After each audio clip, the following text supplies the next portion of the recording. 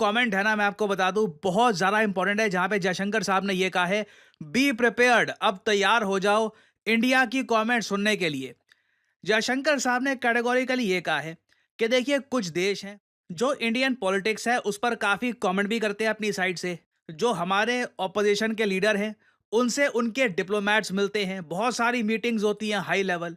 अब बात तो ये बिल्कुल ठीक कह रहे हैं, ऑब्वियसली जयशंकर साहब यहाँ पर इनडायरेक्टली बात कर रहे हैं राहुल गांधी और डोनाल्ड लू की मीटिंग के बारे में। जैसे आप जानते हैं रिसेंटली राहुल गांधी गए थे यूएस में इनकी मीटिंग हुई है इलान ओमार के साथ, डोनाल्ड लू के साथ। और डोनाल्ड लू के बारे में अब तक आपको पता लग गया होगा, ये देखिए आज के समय बहुत ही ज्यादा पावरफुल व्यक्ति हैं, है वैसे डिप्लोमेट। आप अगर इनकी पोजीशन देखो तो ये राजदूत हैं, कोई इलेक्शन जीत के नहीं पावर में बैठे, ये है डिप्लोमेट। मगर बाइडन ने इनको जिम्मेदारी दी है कि तुम पूरा साउथ एशिया और सेंट्रल एशिया, जिसमें किर्गिस्तान, कजाकिस्तान, उज्बेकिस्तान, ये सब देश आते हैं। बेसिकली अगर मैं मैप में ड्रॉ करूं आपके लिए, ये पूरा जो इलाका है ना, ये डोनाल्ड लू की कमांड में आता है। यूएस ने कहा है कि यहाँ पर जो भी अफेयर्स हैं तुम देखोगे, उसके बाद तुम रिपोर्ट करोगे हमारे विदेश मंत्री को, मतलब एंथनी ब्लिंकन को, और फिर रिपोर्ट जाएगी प्रेसिडेंट तक। तो राहुल गांधी जी इनसे मिले। और डोनाल्ड लू का देखो, मुझे ये बोलना पड़ेगा, हालांकि कुछ ऐसा कंक्रीट एविडेंस आपको कहीं पर मिलेगा नहीं, मगर over the years Imran Khan और कई पॉलिटिशियंस ने इन पे ये आरोप लगाए हैं कि ये रिजीम चेंज करवाते हैं यूएस के बिहाफ पर। ये काफ़ी बार कंट्रीज में सरकारें बदलना, नई सरकारें लाना, ये काफ़ी हद तक इनकी प्लानिंग की वजह से होता है।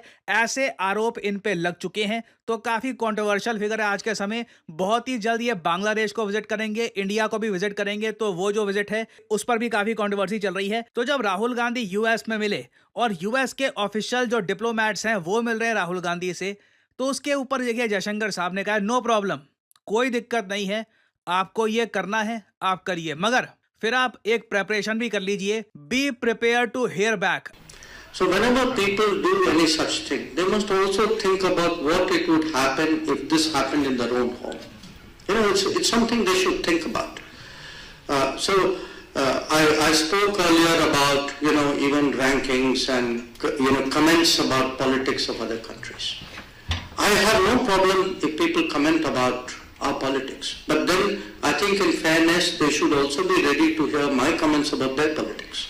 अगर आप मान के चलो आज के समय जो इलेक्शन चल रहे हैं यूएस में, डोनाल्ड ट्रंप अचानक से भारत में आते हैं, जयशंकर साहब उनसे मिलते हैं, हमारे बड़े बड़े डिप्लोमेट्स उनसे मिलते हैं। मोदी जी की मैं बात ही नहीं कर रहा कि मोदी जी उनसे मिलते हैं नहीं मिलते, जयशंकर साहब भी ट्रंप से मिल लिए ना। आप ये मान के चल लीजिए ट्रंप को इतना बड़ा एक सपोर्ट दिखाया जाएगा from the Indian community. Indian American हो सकते हैं कि वोट करना स्टार्ट कर दे ट्रंप को।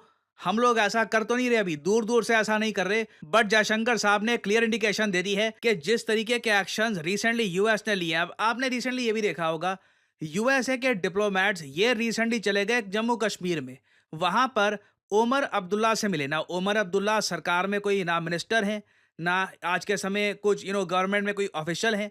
आप इनसे जाकर ओपनली मिलकर क्या एक मैसेज सेंड कर रहे हैं? क्या इंडिया ऐसा करता है?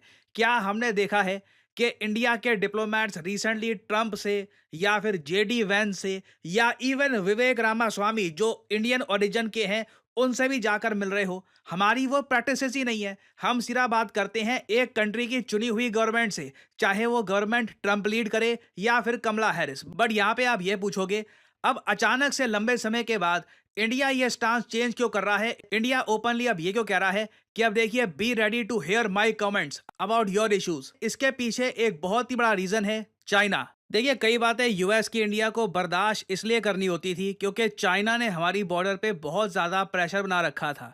मगर हाल ही में आपने देखा होगा जयशंकर साहब ने पहले ये कमेंट करी कि 70% जो बॉर्डर के इश्यूज हैं वे चाइना ये रिजॉल्व हो चुके हैं। और बाद में चाइना ने भी ये बात कंफर्म कर दी कि हाँ बिल्कुल काफ़ी जगह जो बॉर्डर में इश्यूज थे वो रिजॉल्व हो चुके हैं। और इन्होंने कैटेगोरिकली ये कहा है कि they have realized disengagement in 4 areas. जो 4 इलाके हैं यहाँ पर डिसएंगेजमेंट भी हो चुकी है। अभी इसमें वैसे पैंगोंग लेक आता नहीं है तो वो एक काफ़ी मुश्किल इशू रहेगा, बट स्टिल ये डेवलपमेंट देखिए इंडिया पर से बहुत सारा प्रेशर रिमूव कर देती है। इसका मतलब मैं ये कतई नहीं कह रहा कि अचानक से क्वाड छोड़ दो, इंडो पैसिफिक का आइडिया छोड़ दो और अब तो बस चाइना से हमारी दोस्ती हो गई है। No one is saying that, but आप खुद समझ सकते हैं कि ब्रिक्स समिट जब पास आ रहा है, शी जिनपिंग और मोदी दोनों ही आपको बहुत ही जल्द रशिया के शहर कजान में दिखेंगे।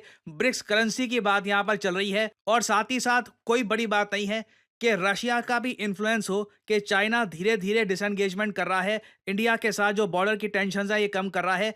ये सब डेवलपमेंट्स देखिए इंडिया को थोड़ा सा पॉलिटिकल रूम देती है कि हमारे विदेश मंत्री कह पाए कि देखिए बहुत ज़्यादा हो गया है। कोई भी कंट्री किसी और कंट्री के इंटरनल इश्यूज पर इतनी इंटरवेंशन नहीं करता। यूएस डिप्लोमेट्स का क्या काम है कि वो जम्मू कश्मीर में जा रहे हैं?